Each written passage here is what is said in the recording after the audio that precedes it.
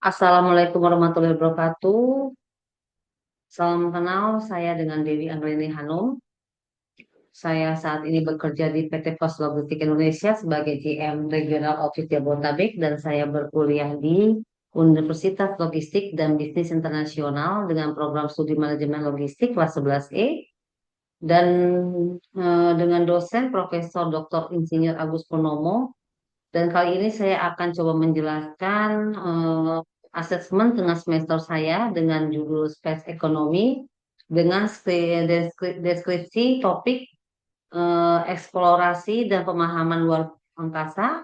Yang kedua, pemanfaatan sumber daya untuk sains telekomunikasi, manufaktur, ekstraksi sumber daya dan pariwisata yang termasuk produksi, transportasi dan penyimpanan material di bumi, di orbit maupun antar fasilitas orbit. Dan data Global Space Foundation kuartal 2023 itu diproyeksi nanti akan meningkat di tahun 2027 akan menjadi 800 miliar.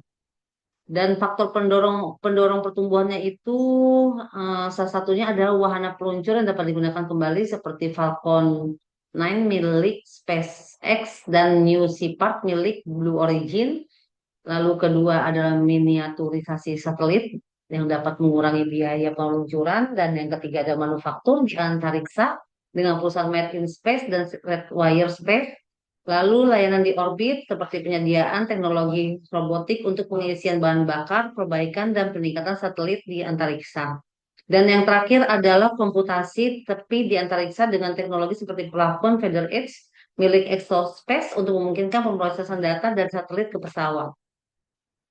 Dan di sini juga relevansi terhadap masa depan logistiknya adalah rantai pasokan tenaga satelit itu dapat menjawab tantangan visibilitas dan komunikasi lintas negara. Dan internet satelit juga bisa memberikan konektivitas real time pada rantai pasok global, contohnya seperti Starlink, Mars, untuk pelacakan kapal kontainer, optimisasi rute, efisiensi bahan bakar. Lalu yang kedua relevansinya adalah optimalisasi data logistik.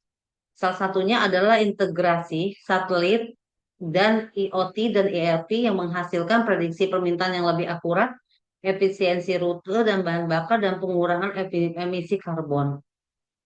Dan yang ketiga itu adalah memasok kargo ke antariksa.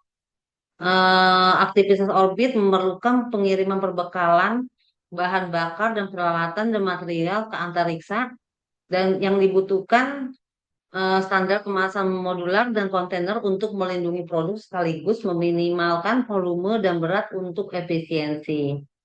Lalu yang keempat adalah logistik satelit end-to-end. Ada beberapa ribuan satelit baru tiap dekade ya, untuk melayani logistik menyeluruh seperti peluncuran, servis, dan reposisi.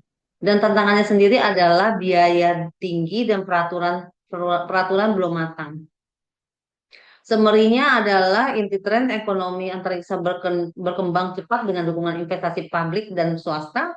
Peluang besar juga akan muncul pada logistik berbasis orbit, seperti peluncuran roket, maintenance satelit, pengiriman bahan, dan produksi di antariksa. Dan tantangannya itu adalah lingkungan ekstrim, seperti gravitasi nol, suhu juga ekstrim, biaya tinggi dan keterbatasan dimensi roket, dan regulasi antariksa belum adaptif terhadap model logistik baru. Status saat ini adalah masih termasuk cenderung ceruk industri ya, namun menjadi arah masa depan sistem logistik global. Dan tren dan pandangan ke depan, gambaran umum trennya adalah pertumbuhan pesat nilai ekonomi antariksa global diproyeksikan meningkat hingga 800 miliar di tahun 2027 dan diversifikasi aktivitas tidak hanya peluncuran satelit saja, tetapi juga manufaktur di orbit, keluar angkasa, dan komputasi berbasis satelit. Dan partisipasi meningkat, semakin banyak negara berkembang dan perusahaan swasta terlibat dalam penelitian dan misi antariksa. Dan gambaran umum yang terakhir adalah teknologi efisien. Inovasi seperti roket dapat digunakan ulang, satelit mini, dan otomatisasi berbasis AI menurunkan yang dapat menurunkan biaya operasi. Dan untuk pandangan ke depannya adalah dari segi integrasi lintas sektor, data dan konektivitas satelit akan memperkuat sektor lain seperti logistik, pertanian, transportasi, dan energi.